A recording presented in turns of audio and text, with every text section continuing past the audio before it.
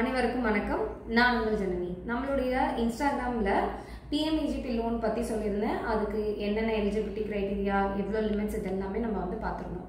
So PMEGP loan apply பண்ணுறதுல நமக்கு project report அப்படிங்கிறது ரொம்ப முக்கியமான விஷயம். ப்ராஜெக்ட் ரிப்போர்ட் இல்லாமல் நம்மளால் பிஎம்இஜிபி லோன் அப்ளை பண்ண முடியாது. ஸோ இந்த வீடியோவில் பார்த்தீங்கன்னா ப்ராஜெக்ட் ரிப்போர்ட்னா என்ன, அதை எப்படி ரெடி பண்ணணும், உங்களுக்கு என்னென்ன மாதிரி டீட்டெயில்ஸ் அதுக்கு தேவைப்படும் அப்படிங்கிறத டீட்டெயிலாக பார்க்க போகிறோம். ஸோ இந்த வீடியோவை முழுசாக பாருங்கள், எங்கேயும் ஸ்கிப் பண்ணாதீங்க. ஏன்னா இதில் உங்களுக்கு தேவையான எல்லா விதமான இன்ஃபர்மேஷனும் கிடைக்க போகுது. ஸோ வாங்க வீடியோக்குள்ளே போகலாம். முதல்ல ஒரு ப்ராஜெக்ட் ரிப்போர்ட் அப்படின்னா என்னன்னு பார்த்தீங்கன்னா, நீங்கள் ஒரு பிஸ்னஸ் ஸ்டார்ட் பண்ண போகிறீங்க. ஸோ பேசிக்லி பிஎம்இஜிபி லோன் அப்படிங்கிறது நியூ பிஸ்னஸ் ஸ்டார்ட் பண்ணுறவங்களுக்கான ஒரு லோன் சொல்லியிருந்தோம். ஸோ ஒரு பிஸ்னஸ் ஸ்டார்ட் பண்ண போகிறீங்கன்னா உங்களுடைய பிஸ்னஸை பற்றி உங்களுக்கு ஒரு கிளாரிட்டி இருக்கணும். நீங்கள் எவ்வளோ இன்வெஸ்ட்மெண்ட் பண்ண போகிறீங்க, உங்களுக்கு டோட்டலாக எவ்வளோ எக்ஸ்பென்சஸ் ஆக போகுது, என்னென்ன மாதிரி பொருட்கள் உங்களுக்கு தேவைப்படுது, ஸோ அதை வச்சு நீங்கள் என்ன மாதிரி பிஸ்னஸ் ஐடியா வச்சுருக்கீங்க, அதாவது உங்களோட இன்வெஸ்ட்மெண்ட் போட்டு உங்கள் பிஸ்னஸை எப்படி டெவலப் பண்ணுறதுக்கு நீங்கள் என்ன மாதிரி திட்டங்கள் வச்சுருக்கீங்க, இது எல்லாத்தையும் வச்சு தான் ஒரு ப்ராஜெக்ட் ரிப்போர்ட் நம்ம ரெடி பண்ணணும். ஸோ ஒரு ப்ராஜெக்ட் ரிப்போர்ட் பார்த்தீங்கன்னா ஒரு 10 இம்பார்ட்டன்ட் டாபிக்ஸ் இருக்குது. அது ஒன்று ஒன்றா பார்க்கலாம். ஸோ ஃபஸ்ட்டு ப்ராஜெக்ட் ரிப்போர்ட்டில் எக்ஸிக்யூட்டிவ் சம்மரி அப்படிங்கிறது தேவை. அதில் என்னென்னு பார்த்தீங்கன்னா, நீங்கள் உங்களோட நேம், இப்போ நீங்கள் இண்டிவிஜுவல் பர்சனாக ஒரு பிஸ்னஸ் ஸ்டார்ட் பண்ண போகிறீங்க, உங்கள் நேமில் பிஸ்னஸ் இருக்க போகுது அப்படின்னா உங்களோட நேம், ஆர் ஒரு ரிஜிஸ்டர்டு ஒரு நேமில் ஸ்டார்ட் பண்ண போகிறீங்க, ஒரு என்டர்பிரைஸ் நேமில் ஸ்டார்ட் பண்ண போகிறீங்கன்னா உங்களோட என்டர்பிரைஸ் நேம். அதுக்கு அடுத்தது என்ன டைப் ஆஃப் பிஸ்னஸ் நீங்கள் பண்ண போகிறீங்க, மேனுஃபேக்சரிங் இண்டஸ்ட்ரியா, ட்ரேடிங் இண்டஸ்ட்ரியா, இல்லை சர்வீஸ் இண்டஸ்ட்ரியா. ஸோ பிஎம்இஜிபி பொறுத்த வரைக்கும் சர்வீஸ் அண்ட் மேனுஃபேக்சரிங் ரெண்டுத்துக்கும் லோன் கொடுக்குறாங்கன்னு சொல்லியிருந்தோம் இல்லையா. ஸோ அந்த இண்டஸ்ட்ரி டைப் நீங்கள் இது பண்ணணும். மேனுஃபேக்சரிங்னா என்ன, சர்வீஸ்னா என்ன, நீங்கள் ஏதோ ஒரு பொருள் உற்பத்தி பண்ண போகிறீங்கன்னா நீங்கள் மேனுஃபேக்சரிங் இண்டஸ்ட்ரிக்கு வருவீங்க. நீங்கள் இப்போ ஒரு பியூட்டி பார்லர் மாதிரி இல்லை ஒரு சூப்பர் மார்க்கெட் மாதிரி பண்ண போகிறீங்க அப்படின்னா அது சர்வீஸ் இண்டஸ்ட்ரியில் வரும். ஸோ அதுக்கேற்ற மாதிரி டைப் ஆஃப் பிஸ்னஸ் போடணும். அதுக்கு அடுத்தது உங்களுடைய பிஸ்னஸ் எங்கே பண்ண போகிறீங்க. இப்போ நீங்கள் ஒரு பிஸ்னஸ் பண்ண போகிறீங்கன்னா அதுக்கு ஒரு இடம் பார்த்து வச்சுருப்பீங்க இல்லையா. ஸோ அது என்ன லொக்கேஷன், ஸோ உங்களுடைய ஏரியா ஆஃப் பிஸ்னஸ். அதுக்கு அடுத்தது எவ்வளோ அமௌண்ட் உங்களுக்கு லோனாக தேவைப்படுது. ஸோ சர்வீஸ் இண்டஸ்ட்ரிக்கு பிஎம்இஜிபியில் பொறுத்த வரைக்கும் 20 lakhs லோன் எலிஜிபிலிட்டி சொல்லியிருந்தேன். அப்போது 20 lakhsக்குள்ளே தான் உங்களோட லோன் அமௌண்ட் இருக்கணும் இல்லையா. அதில் உங்களுக்கு எத்தனை லட்சம் ரூபாய் உங்களுக்கு தேவைப்படுது. அப்போ நீங்கள் 20 lakhs போடலாமான்னு அங்கே ஒரு கொஷின் வரும். ஸோ 20 lakhs உங்களுடைய பிஸ்னஸோட ஓவரால் ப்ராஜெக்ட் காஸ்ட்டாக இருக்கணுமே தவிர 20 லட்ச ரூபாயை நீங்கள் லோனாக வாங்க முடியாது. ஸோ 20 லட்ச ரூபா உங்களுடைய கம்ப்ளீட் பிஸ்னஸோட காஸ்ட் அப்படின்னா அதில் உங்களுடைய கேட்டகரி பொறுத்து உங்களுக்கு எவ்வளோ மினிமம் ஓன் கேபிட்டல் இருக்கணும்னு இருக்குது. நான் அது போன வீடியோலேயே சொல்லியிருந்தேன். ஸோ மென்னு சிட்டி சைடில் இருக்கவங்களுக்குலாம் பார்த்தீங்கன்னா 10% ஓன் கேபிட்டல் இருக்கணும். ஃபீமேல் ரூரல் ஏரியாவில் இருக்கவங்க, எக்ஸ் சர்வீஸ் பீப்புள், அதுக்கப்புறம் ஸ்பெஷல் கம்யூனிட்டியில் இருக்கவங்க எல்லாருக்குமே பார்த்தீங்கன்னா 5% ஓன் கேபிட்டல் இருக்கணும். ஸோ உங்களுடைய ஓன் கேபிட்டல், உங்களோட லோன் அமௌண்ட் இதெல்லாம் சேர்த்து உங்களுக்கு 20 lakhs இருக்கணுமே தவிர உங்களோட லோன் அமௌண்ட் மட்டும் 20 lakhs இருக்கக்கூடாது. அதுக்கு அடுத்தது எந்த ஸ்கீம் கீழே லோன் எடுக்க போறீங்க. ஸோ இது இங்கே பொறுத்த வரைக்கும் நமக்கு பிஎம்இஜிபி ஸ்கீம். இந்த மாதிரி வேறு என்னென்ன ஸ்கீம் இருக்குன்னு பார்த்தீங்கன்னா ஸ்டாண்டப் இந்தியா ஸ்கீம், அப்புறம் ஸ்டேட் லெவல் எம்எஸ்எம்இ சப்சிடி ஸ்கீம்ஸ்லாம் இருக்குது. ஸோ இது எல்லாத்துக்குமே நீங்கள் ப்ராஜெக்ட் ரிப்போர்ட் சப்மிட் பண்ணணும். ஸோ உங்களுடைய ஸ்கீம் எந்த ஸ்கீம் கீழே நீங்கள் லோன் ரெக்வஸ்ட் பண்ணீங்களோ அந்த ஸ்கீமோட நேம். அதுக்கு அடுத்தது டோட்டல் ப்ராஜெக்ட் காஸ்ட், உங்களுடைய கம்ப்ளீட் அந்த பிஸ்னஸ்க்கு இப்போ நீங்கள் எவ்வளோ அமௌண்ட் இன்வெஸ்ட்மெண்ட் பண்ண போகிறீங்க. ஸோ அதாவது நம்ம ஃபஸ்ட்டு சொன்னது லோன் அமௌண்ட் ரெக்வயர்டில் உங்களுடைய லோன் அமௌண்ட் மட்டும் கொடுக்க போகிறீங்க. இங்கே உங்களோட கம்ப்ளீட்டாக இந்த பிஸ்னஸ் ஸ்டார்ட் பண்ணுறதுக்கு உங்களுக்கு மொத்தமாக எவ்வளோ தேவைப்படுது, உங்களுடைய கேபிட்டல் அமௌண்ட், அதுக்கப்புறம் நீங்கள் லோன் எடுக்க போகிற அமௌண்ட், இது ரெண்டுத்தோடைய அடிஷன் தான் உங்களுக்கு டோட்டல் ப்ராஜெக்ட் காஸ்ட்டாக வரும். அதுக்கு அடுத்தது உங்களுடைய கான்ட்ரிபியூஷன் என்ன, அந்த ஸ்பிரிட் கொடுக்கணும். ஸோ மேலே நம்ம லோன் தேவைப்படுற அமௌண்ட் கொடுத்துட்டோம். அதுக்கு அடுத்தது ரெண்டுத்தையும் உங்களுடைய own contribution and project cost சேர்த்து ஒரு அமௌண்ட் கொடுக்க போகிறீங்க. மூணாவதா உங்களுடைய கான்ட்ரிபியூஷன் மட்டும் எவ்வளோ அப்படிங்கிறத நீங்கள் கொடுக்கணும். இப்போ இதில் ஒரு சில விஷயங்கள் இருக்குது. என்னென்னா இப்போ உங்களுக்கு லோன் உங்களுடைய கான்ட்ரிபியூஷன் 5% வச்சுக்கோங்களேன். அதாவது ஒரு 10,000 ரூபாய் மட்டும் நீங்கள் இன்வெஸ்ட் பண்ணால் போதும் அப்படின்ற மாதிரி. உதாரணத்துக்கு உங்களோட டோட்டல் ப்ராஜெக்ட் காஸ்ட் ஒரு 10,000 ரூபாய் மட்டும் உங்களோட 5% வருதுன்னா அதுக்காக நீங்கள் என்கிட்ட கேஷ் இருக்குது, நான் 10,000 ரூபாய்க்கு மேலேயே இன்வெஸ்ட்மெண்ட் பண்ணக்கூடாதா அப்படின்னா தாராளமாக பண்ணலாம். ஸோ எனக்கு வந்து உங்களுக்கு 10,000 ரூபாய் தான் நீங்கள் இன்வெஸ்ட்மெண்ட் பண்ணால் போதும், ஓன் கேபிட்டல் வந்து 10,000 இருந்தால் போதுன்ற பட்சத்தில் நீங்கள் ஒரு 50,000 ரூபாய் பண்ண போகிறீங்கன்னா தாராளமாக பண்ணலாம். ஸோ நீங்கள் எவ்வளோ இன்வெஸ்ட்மெண்ட் பண்ண போகிறீங்க அப்படிங்கிற அமௌண்ட்டு தான் நீங்கள் அங்கே கொடுக்க போகிறீங்க. அதுக்கு அடுத்தது உங்களுக்கு ஒர்க்கிங் கேபிட்டல், இப்போ உங்களோட டோட்டல் லோன் அமௌண்ட்லேருந்து ஒர்க்கிங் கேபிட்டல் மட்டும் எவ்வளோ தேவைப்படும், இதெல்லாம் வந்து உங்களுடைய பார்ட் 1ல் கொடுப்பீங்க.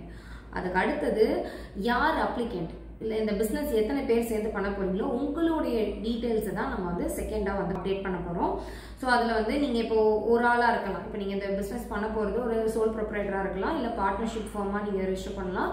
ஸோ எத்தனை பேர் பண்ண போகிறீங்களோ உங்களுடைய எல்லாருடைய டீட்டெயில்ஸ், உங்களுடைய பேர், உங்களுடைய ஜெண்டர், என்ன படிச்சிருக்கீங்க, உங்களுடைய பர்சனல் அட்ரஸ், உங்களுடைய ஹவுஸ் அட்ரஸ்ஸு, உங்களை காண்டாக்ட் பண்ணுறதுக்கான இன்ஃபர்மேஷனு, இங்கே என்ன கம்யூனிட்டியில் ஒவ்வொருத்தரும் இப்போ 4-5 பேர் இருக்கீங்கன்னா ஒவ்வொருத்தரும் என்னென்ன கம்யூனிட்டி கீழே வருவீங்க, எஸ்சியா, எஸ்டியா, ஓபிசியா, இதெல்லாம் கொடுக்கணும். அதுக்கு அடுத்தது இந்த பிஸ்னஸ் நீங்கள் என்ன பிஸ்னஸ் பண்ண போகிறீங்களோ இந்த பிஸ்னஸ் ரிலேட்டடாக உங்களுக்கு ஏதாவது ஸ்கில் இருந்தால், அதுக்காக நீங்கள் ஏதோ ஒரு படிச்சிருக்கீங்க அப்படின்னா அதுவோ, இல்லை உங்களுக்கு இதுக்கு முன்னாடி இந்த பிஸ்னஸ் ரிலேட்டடாக ஏதாவது எக்ஸ்பீரியன்ஸ் இருக்குன்னா அதை நீங்கள் அடுத்தது மென்ஷன் பண்ணணும். 3வது பிஸ்னஸ் ப்ரொஃபைல், உங்களுடைய பிஸ்னஸ்க்குன்னு ஒரு பேர் வச்சுருப்பீங்க இல்லையா, ஸோ உங்களுடைய அந்த யூனிட்டோடைய பேர். அதுக்கு அடுத்தது இது என்ன டைப் ஆஃப் வந்து பிஸ்னஸ், அதை நான் ஃபஸ்ட்டே சொன்னேன் இல்லைங்களா, சோல் ப்ரொப்ரைட்டர்ஷிப்பாக இருக்கலாம், பார்ட்னர்ஷிப் இதாக இருக்கலாம், ப்ரைவேட் லிமிட்டடாக இருக்கலாம். ஸோ அந்த மாதிரி என்ன கேட்டகரி கீழே உங்களோட பிஸ்னஸ் வருதோ ரெஜிஸ்டர் பண்ண போகிறீங்களோ அந்த டைப் வந்து நீங்கள் போடணும். அதுக்கு அடுத்தது என்ன பண்ண போகிறீங்க, என்ன டைப் ஆஃப் பிஸ்னஸ், அது சலூனா, இல்லை வெஜிடபிள் ஷாப்பாக இருக்கலாம், இல்லை ஒரு மேனுஃபேக்சரிங் யூனிட்னா என்ன மேனுஃபேக்சரிங் பண்ண போகிறீங்க, டெக்ஸ்டைல்ஸா இல்லை ஃபுட் ஐட்டம்ஸா, அந்த மாதிரி உங்களுடைய நேச்சர் ஆஃப் பிஸ்னஸ் ஆக்டிவிட்டி வந்து அதில் மென்ஷன் பண்ணணும். அதுக்கு அடுத்தது எப்போ ஸ்டார்ட் பண்ண போகிறீங்க, இப்போ நீங்கள் லோனுக்கு அப்ளை பண்ண போகிறீங்க, ஸோ உங்களுடைய பிஸ்னஸோடைய ப்ரோஆக்டிவ் டேட் எப்போ நீங்கள் ஸ்டார்ட் பண்ணலான்னு இருக்கீங்க அப்படிங்கிறது ஒரு டென்டேட்டிவாக ஒரு மாதமோ இல்லை வித் டேட்டோ வித்தவுட் டேட்டோ நீங்கள் வந்து வித் இயர் அண்ட் மந்த் மட்டும் மாதிரி நீங்கள் கொடுக்கணும். அதுக்கு அடுத்தது 4வது டிவிஷன் வந்து objective of the business. So இங்கே வந்து உங்களுடைய பிஸ்னஸோடைய ஆப்ஜெக்டிவ் என்ன, நீங்கள் என்ன பண்ண ட்ரை பண்ண போகிறீங்க. உதாரணத்துக்கு இப்போ நான் வந்து இந்த லோன் கீழே சலூன் அண்ட் அகாடமி பர்பஸ்க்காக லோன் எடுத்துருந்தேன். இப்போ என்னுடைய பிஸ்னஸ் ஆப்ஜெக்டிவ் என்ன, providing a proper skin and hair care service, அதே மாதிரி ப்ராப்பர் ட்ரைனிங், ஸ்டூடெண்ட்ஸ்க்கு வந்து ப்ராப்பர் ட்ரைனிங் கொடுக்கறது, ஒரு நல்ல ஆம்பியன்ஸில் கொடுக்கறது அப்படிங்கிறது என்னுடைய ஆப்ஜெக்டிவ். அந்த மாதிரி நீங்கள் என்ன ரிலேட்டட் பிஸ்னஸ் பண்ண போகிறீங்களோ அதனுடைய குறிக்கோள் என்ன பண்ண போகிறீங்க அப்படின்றது. அதுக்கு அடுத்தது 5வது இது வந்து மார்க்கெட் அனாலிசிஸ். இப்போ ஒரு பிஸ்னஸ் ஆரம்பிக்கணும்னா நான் இன்னைக்கு முடிவு பண்ணிட்டேன், நான் இந்த தெருவில் வந்து ஒரு சலூன் ஆரம்பிக்க போகிறேன் அப்படின்ற மாதிரி நீங்கள் பண்ணக்கூடாது. ஒரு பிஸ்னஸ் ஸ்டார்ட் பண்ண போகிறீங்கன்னா நீங்கள் எங்கே ஸ்டார்ட் பண்ண போகிறீங்க அப்படின்றத நீங்கள் முடிவு பண்ணுறதுக்கே நீங்கள் மார்க்கெட்டோடைய நிலவரத்தை வந்து கலந்தாய்வு செஞ்சுருக்கணும். இந்த இடத்துல இந்த பிஸ்னஸ் போகுமா, இங்கே ஆல்ரெடி காம்படிட்டர் யாராவது இருக்காங்களா, அவங்க கூட நான் எப்படி காம்படிட் பண்ண போகிறேன், என்னோட பிஸ்னஸ் ஸ்ட்ராட்டஜி என்ன, ஸோ எப்படி நான் வந்து இங்கே வந்து ப்ரைஸிங் இதெல்லாம் நான் எப்படி வைக்க போகிறேன் அப்படின்ற மாதிரி நிறைய விதமான கலந்தாய்வுகள் நீங்கள் பண்ண வேண்டியது இருக்கும். அதை பற்றி தான் இங்கே வந்து நீங்கள் கொடுக்க போகிறீங்க. ஸோ உங்களுடைய டார்கெட்டட் கஸ்டமர் யார், ஓகேவா. ஸோ நீங்கள் யாரை வந்து இப்போ வந்து ஒரு ஸ்டேஷனரி ஷாப்னு வச்சுக்கோங்க, இங்கே டார்கெட்டட் கஸ்டமர் வந்து உங்களுக்கு ஒரு 80% மேலே கிட்ஸு தான். இப்போ சலூன் போது விமென்ஸாக இருக்கலாம், இப்போ ஃபீமேல் சலூன் போது விமென்ஸ், ஒரு யூனிசெக்ஸ் சலூனாக இருந்ததுன்னா வந்து மேல் அண்ட் ஃபீமேல் 2 பேரையும் டார்கெட் பண்ணுவீங்க. ஸோ அந்த மாதிரி உங்களோட டார்கெட்டட் கஸ்டமர் யார், உங்களுக்கான டிமாண்ட் அந்த இடத்துல எப்படி இருக்குது. ஸோ இப்போ அந்த ஏரியாவில் நீங்கள் ஆரம்பிக்க போகிற பிஸ்னஸ் வந்து எத்தனை பேருக்கு வந்து அங்கே தேவைப்படுது, அவசியம் இருக்கும் அப்படின்னு நீங்கள் நினைக்கிறீங்க, அதுக்கு நீங்கள் எப்படி வந்து அதை பூர்த்தி பண்ண போகிறீங்க. ஸோ உங்களோட டிமாண்ட் அண்ட் சப்ளை பற்றி அதில் மென்ஷன் பண்ணணும். அதுக்கு அடுத்தது அங்கே என்னென்ன காம்படிஷன்ஸ் இருக்குது, உங்களுடைய பிஸ்னஸ் லைன்லேயே அங்கே எத்தனை பிஸ்னஸ் பீப்புள் இருக்காங்க, அவங்க கூட நீங்கள் காம்படிட் பண்ணுறதுக்கு உங்களுடைய ஸ்ட்ராட்டஜி என்ன. அடுத்தது மார்க்கெட்டிங் ஸ்ட்ராட்டஜி. ஸோ உங்கள் பிஸ்னஸை நீங்கள் எப்படி ப்ரமோட் பண்ண போகிறீங்க, அது ஆன்லைனில் இருக்கலாம், ஆஃப்லைனில் இருக்கலாம். இப்போ நீங்கள் வந்து ஒரு சோஷியல் மீடியாவில் ஒரு ஆட் போடலாம், இல்லை வந்து ஒரு துண்டு பிரச்சுரம் மாதிரி கொடுக்கலாம், இல்லை வந்து உங்களுக்கு ஆஃபர்ஸ் போடுவீங்க. ஸோ இந்த மாதிரி உங்களுடைய மார்க்கெட்டிங் ஸ்ட்ராட்டஜி என்ன, இது எல்லாமே உங்களுடைய 5th இதில் பார்ப்பீங்க. அதுக்கு அடுத்தது 6வது முக்கியமான பாயிண்ட் வந்து ப்ராஜெக்ட் காஸ்ட் எஸ்டிமேட். ஸோ உங்களுடைய ஓவரால் இந்த உங்களுடைய ப்ரமோஷன்ஸ் இது எல்லாம் சேர்த்து உங்களோட ப்ராஜெக்ட் காஸ்ட் என்னவா இருக்க போகுது அப்படிங்கிறத நீங்கள் வந்து கொடுக்கணும். அதாவது மிஷினரி அண்ட் எக்யூப்மெண்ட். இப்போ நீங்கள் உங்கள் பிஸ்னஸ்க்கு இப்போ உதாரணத்துக்கு ஒரு காய்கறி கடைன்னா உங்களுக்கு இட மிஷின் தேவைப்படும், இல்லை வேறு ஏதாவது லைட்ஸு அங்கே இருக்க இதெல்லாம் அந்த ஸ்டூல் இந்த மாதிரி ஐட்டங்கள்லாம் தேவைப்படுது. இதெல்லாம் நம்ம மிஷினரி அண்ட் எக்யூப்மெண்ட்ஸு ஃபர்னிச்சர் இந்த மாதிரி நம்ம தரம் பிரிப்போம் இல்லையா. ஸோ அதனுடைய ஒவ்வொன்றுத்துக்கான பட்ஜெட் நீங்கள் கொடுக்க போகிறீங்க. ஸோ மிஷினரிஸ்க்கு எவ்வளோ ஆக போகுது, ஃபர்னிச்சர்ஸ்க்கு எவ்வளோ ஆக போகுது, இல்லை ஃபிக்சர்ஸ் அதாவது லைட்டிங் இந்த மாதிரி விஷயத்துக்கு எவ்வளோ ஆக போகுது, அந்த பிஸ்னஸுக்கு தேவையான மூலக்கூறுகள் ரா மெட்டீரியல்ஸ்க்கு வந்து நீங்கள் எவ்வளோ இனிஷியலாக ஸ்டாக் எவ்வளோ எடுக்க போகிறீங்க, அதுக்கு உங்களுக்கு எவ்வளோ வந்து எஸ்டிமேட் இருக்குது. அப்புறம் 3 மாதத்துக்கான ஒர்க்கிங் கேபிட்டல் நீங்கள் மென்ஷன் பண்ணணும். அப்புறம் நீங்கள் ஏதாவது லைசன்ஸ் எடுத்திருந்தீங்க, இல்லை ரெஜிஸ்ட்ரேஷன் பண்ணியிருக்கீங்க, பிராண்டிங் பண்ண போகிறீங்கன்னா அதுக்கான காஸ்ட். பட் அது ஒன்று ஞாபகம் வச்சுக்கோங்க, நீங்கள் பிஎம்ஏஜிபி லோன் பொறுத்த வரைக்கும் இது நியூ பிஸ்னஸ்க்கான லோன் அப்படிங்கிறதுனால நீங்கள் ஆல்ரெடி பிஸ்னஸை ரெஜிஸ்டர் பண்ணியிருக்கக்கூடாது. ஸோ உங்களோட பிஸ்னஸ் ரெஜிஸ்ட்ரேஷன் டேட் வந்து உங்களோட லோனுக்கு முன்னாடி இருந்ததுன்னா that will be considered as existing business. அதனால பிஎம்ஏஜிபி லோன் பொறுத்த வரைக்கும் நீங்கள் பிஸ்னஸ் ரெஜிஸ்ட்ரேஷன் பண்ணியிருக்கக்கூடாது. பட் அதுக்கான காஸ்ட் உங்களோட பிஸ்னஸ் ரிலேட்டடாக ஒரு லைசன்ஸ் வாங்க வேண்டியது இருக்குது, இல்லை ரெஜிஸ்ட்ரேஷன் பண்ண வேண்டியது இருக்குன்னா அதுக்கான காஸ்ட் மட்டும் நீங்கள் அதில் மென்ஷன் பண்ண போகிறீங்க. நீங்கள் முன்னாடி ரெஜிஸ்ட்ரேஷன் பண்ணியிருக்கக்கூடாது. அதுக்கு அடுத்தது வேறு ஏதாவது மிஸ்லேனியஸ் எக்ஸ்பென்சஸ் ஏதாவது நீங்கள் எக்ஸ்பெக்ட் பண்ணுறீங்களா, இதெல்லாம் போட்டு டோட்டல் ப்ராஜெக்ட் காஸ்ட் வந்து நீங்கள் மென்ஷன் பண்ணுவீங்க. அடுத்தது 7வது விஷயம் வந்து மீன்ஸ் ஆஃப் ஃபினான்ஸ். ஸோ என்னென்ன மோடில் வந்து நீங்கள் ஃபினான்ஸ் வந்து இது பண்ண போகிறீங்க.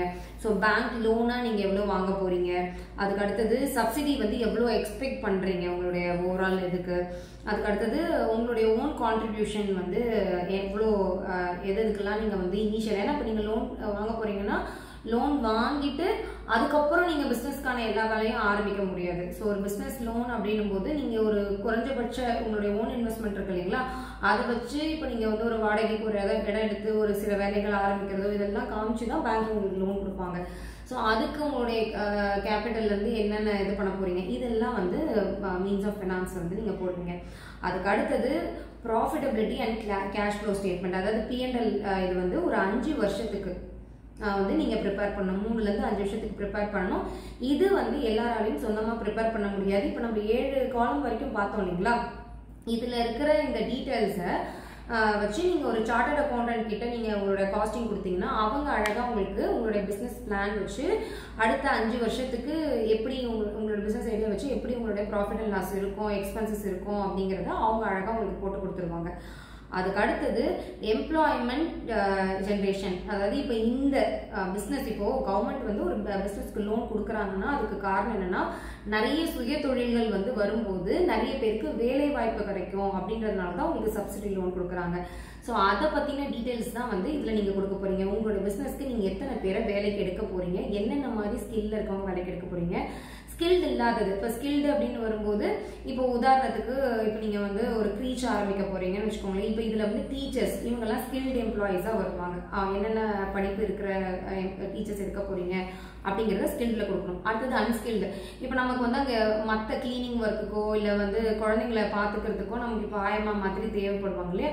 ஸோ அன்ஸ்கில் லேபர்ஸ் எத்தனை பேர் தேவைப்படுவாங்க, ஸ்கில் லேபர்ஸ் எத்தனை பேர் தேவைப்படுவாங்க, அவங்களுக்கு ஒரு மாதத்துக்கு நீங்கள் எவ்வளோ சேலரி வந்து நீங்கள் பிளான் பண்ணியிருக்கீங்க, இந்த மாதிரி டீட்டெயில்ஸ் எல்லாம் வந்து நீங்கள் எம்ப்ளாய்மெண்ட் ஜென்ரேஷனில் கொடுக்கணும். அதுக்கு அடுத்தது பிரேக் ஈவன் அனாலிசிஸ், இதுவும் வந்து நீங்கள் செல்ஃபாக பண்ண முடியாது.